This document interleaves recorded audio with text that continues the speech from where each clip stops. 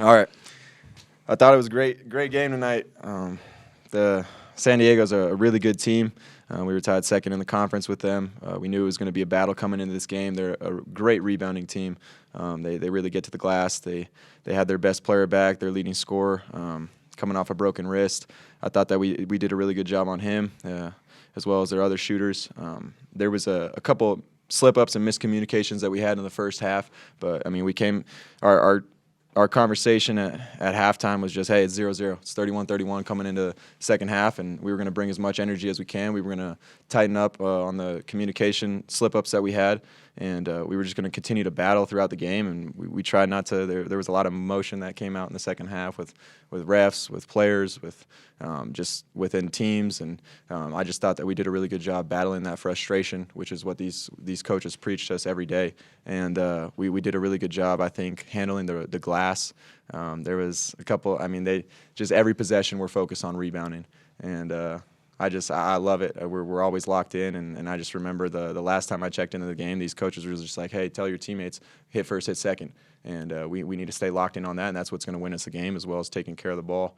And I just thought that our energy was great. I mean, Gideon played extremely well. Caleb, I mean, he was great on the glass. I thought Seneca just provided a great amount of energy in the first half, and he was really finding his spots and hitting shots. And I thought that we were all having fun out there, and we love the emotion that comes with it, especially when we win.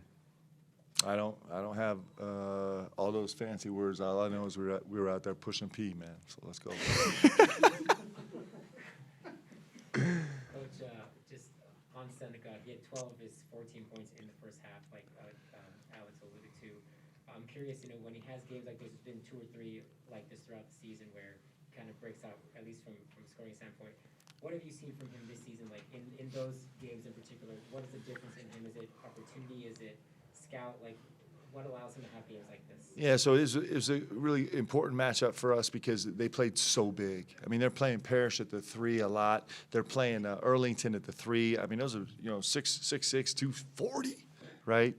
And so they're playing down. They moved all their guys down. They're playing really big, and so Sen at the 3 was really important for us defensively. He's been his numbers are great defensively for us, and he was really terrific at handling that physicality. And then he helped us out in transition. He helped us handle the ball. He actually made several plays in the second half that didn't lead to scores for him, that led to plays for other guys.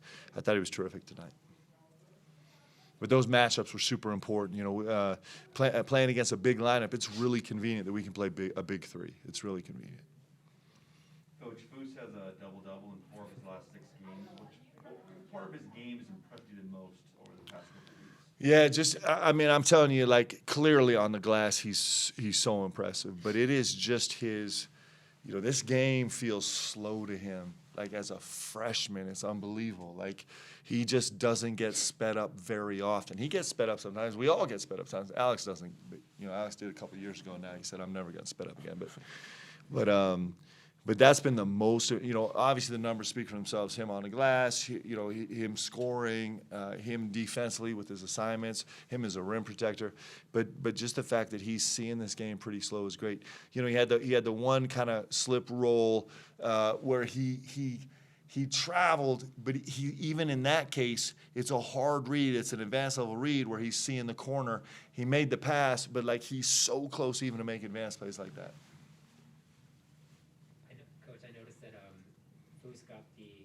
He was the last guy to get introduced in the starting lineups today. Does that mean anything? Is that like a reward for him or something like that?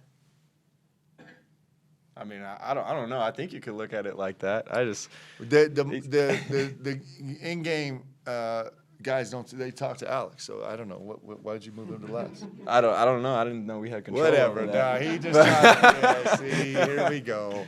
No, he's so fun to play with, and he deserves everything that's coming to him because he's just, like Coach said, I mean, he's just so talented. The game's slow to him, but I just love how he comes into every day in practice. He's so willing to work and to get better and to listen to these coaches as well as his teammates. He's just so much fun to play with. So Foose and Atiki, just to get a sense of their life right now. So they were in study hall hammering away at 9 o'clock this morning. And in between study hall and classes, they finally finished up at 1 o'clock. Like, it's unbelievable what these two are doing. And you know, in a real sense, like they're going a long way towards saving Alex's senior year and our season. They've been thrust into this really, really difficult situation, and they're ringing the bell. It's pretty awesome. Those guys are, can't say enough good things about those young men. Man, even Go ahead. no, I was just gonna say even Atiki's play tonight. I know he got ejected, but I thought that gave us a whole lot of energy as a team, just knowing that he's there to fight. And Coach told us that in the locker room after the game. He's there to fight for his guys, and that's we were building off that energy-wise. I was going to ask about the offensive efficiency in the second half. It seemed like the shots you were getting in the first that weren't quite going in. It was just the luck of the draw, and you started getting shots, or was there some adjustments?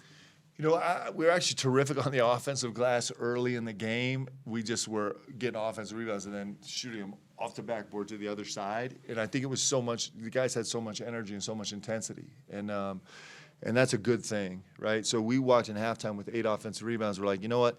We haven't actually scored off these rebounds, but that's going to come. Like, we know that our energy is in the right place. And that's what, you know, I'm telling you, it's such a gift. These guys give us as a staff such a gift because most coaching staffs in the country are begging their guys to come, like they're just nervous. Are my guys going to come compete tonight, or are they going to be kind of walk through it a little bit? And these guys don't know that. They haven't met that yet. They come and they compete every night. And we actually say it in staff meeting every time as we're listing off the things in a game prep that we're worried about. It always comes up staff meeting. Well, we know our guys are going to come fight, and that is a separator for this team. It's really special. So I think early on it was just so much energy and so much adrenaline that maybe we didn't function well. And then, you know, I mean, Alex has a tendency to do this, right? He's just like, at some point in the game, he's just like, hey, let me just go make a bunch of shots so we can win. Alex, you talked about hit first, hit second. Is that part of what he's talking about? Oh, definitely. We had a couple slip-ups late, I mean, with 4 or 6 minutes left in the game, and that's what I was told to tell the guys. Just remind them, because it's always at the top of our list with the keys in the game. What does that mean, though, hit first? Hit first, hit second. So you're hitting the guy once the shot goes up, you hit him, and then once the ball hits, then you're hitting him again, just to get him, force him as far out as you can. You know, it is a little side note. These Zags are driving us crazy, and I just did a little mental review of all the concepts that we have become like pillar concepts in our program, terminology, phrases, and way to respond to things. And like half of them are because these Zags are just, and the hit first, hit second is directly derived from these Zags. Yeah. Didn't work, but maybe it will next time. Alex, how satisfying is it offensively? I'm talking about the shot you made in the first half where you kind of broke the ankles of Bryce Monroe. He goes down in the floor, you step back, make the shot. Just how satisfying are those shots and plays as an offensive player? I think they're really satisfying. They're fun. It's you know, it gets the crowd into it a little bit more. It gets your teammates into it a little bit more. You know, it lightens up the mood when you're in the just.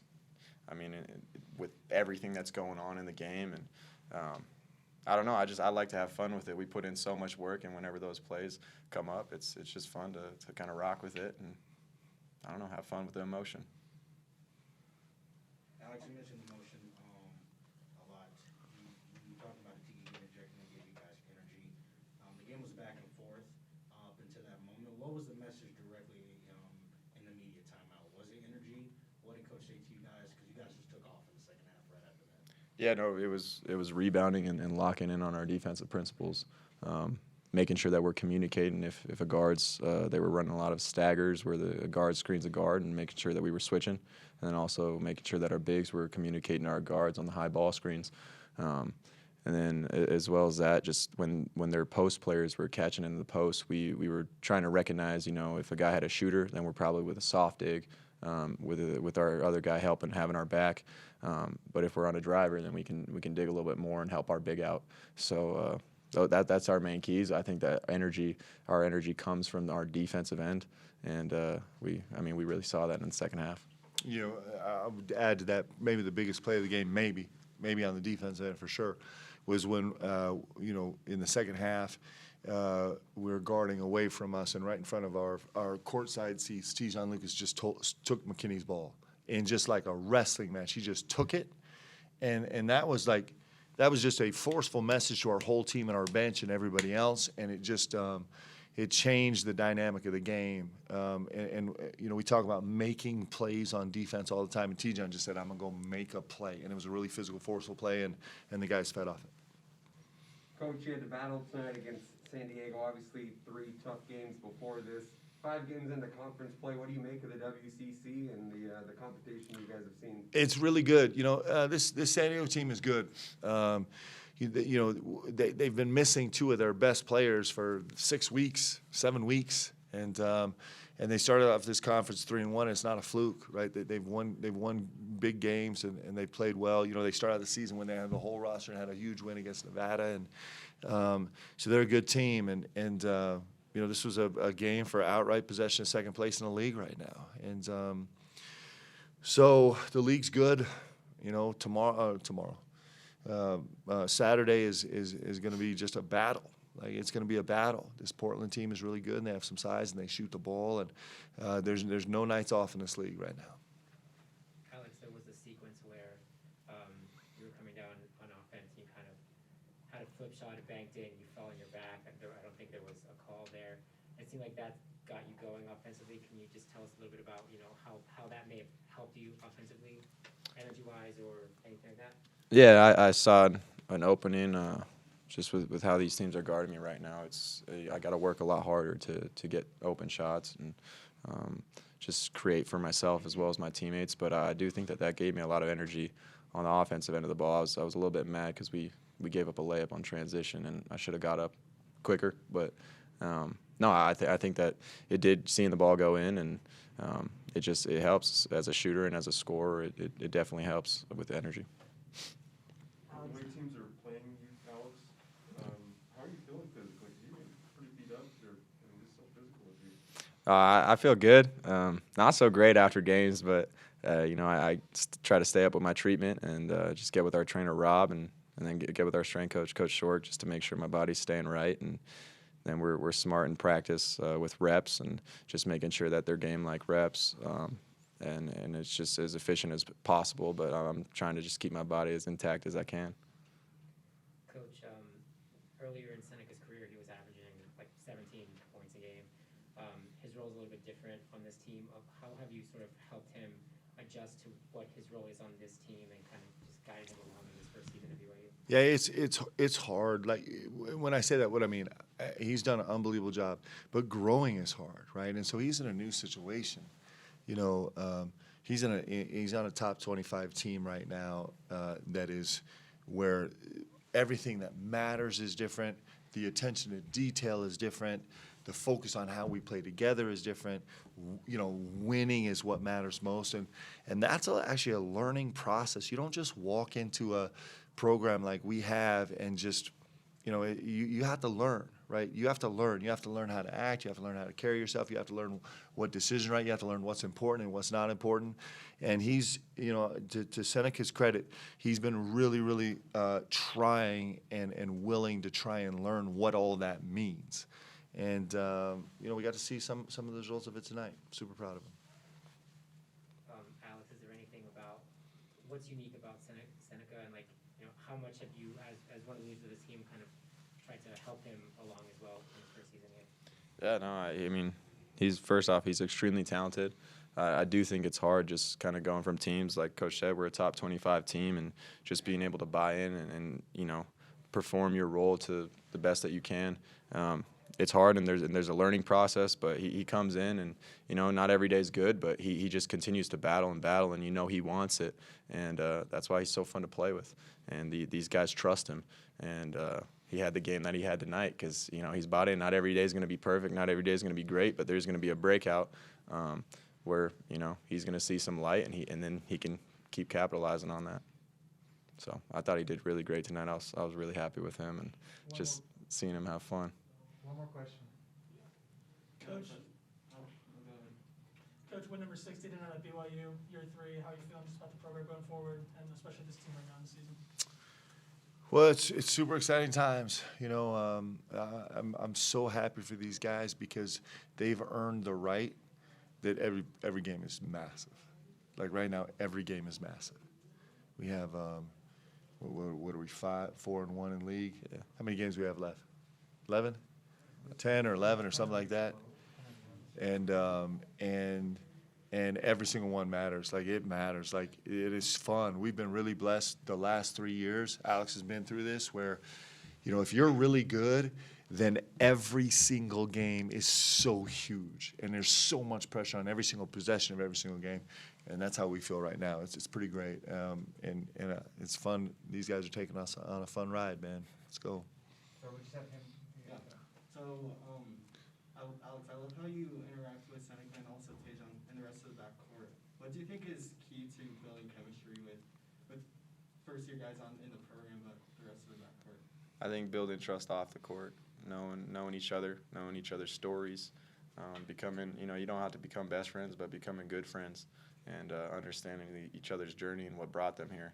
And we got a lot of guys who have, you know, I think been underappreciated in other places, and they got a chip on their shoulder. And when they come here, you know, they're willing to do whatever it takes to win and to buy into a team that's a top 25 team.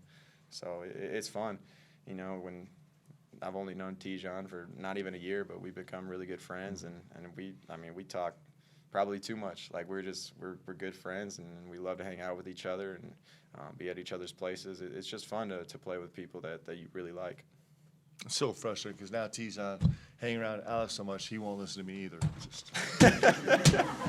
Hey, thank you guys for coming. Let's go Cougs. Appreciate you guys.